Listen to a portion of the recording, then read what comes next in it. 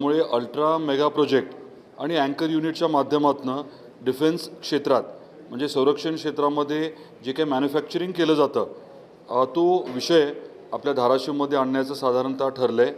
डिफेन्सचा एक क्लस्टर करण्याच्या बाबतीतलं नियोजन आहे आणि त्यातला एक महत्त्वाचा भाग म्हणजे गणेशजी निबे हे उद्योजक त्यांच्या ग्लोबल फोर्ज नावाच्या कंपनीच्या माध्यमातून TNT आणि प्रोपेलंट ह्या दोन गोष्टीचं उत्पादन धाराशिवच्या कौडगावमध्ये करण्याचं त्यांनी ठरवलेलं आहे आणि त्याच्या अनुषंगाने त्यांना जागा उपलब्ध करून देणं, बाकी काही सुविधा देणं याचा विषय उद्योग विभागाच्या माध्यमातून मंत्रिमंडळाच्या उपसमितीकडे गेला होता आणि त्याच्यामध्ये तत्वतः मान्यता मिळालेली आहे।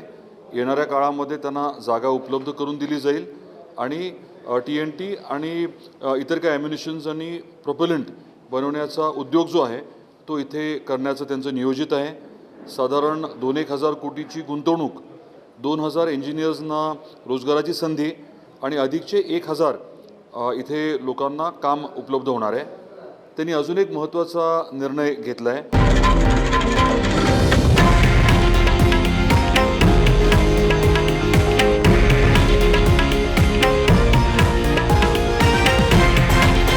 हे आहे देशातील नंबर 1 न्यूज नेटवर्क आणि आपण पाहत आहात TV9 मराठी, एकमेव।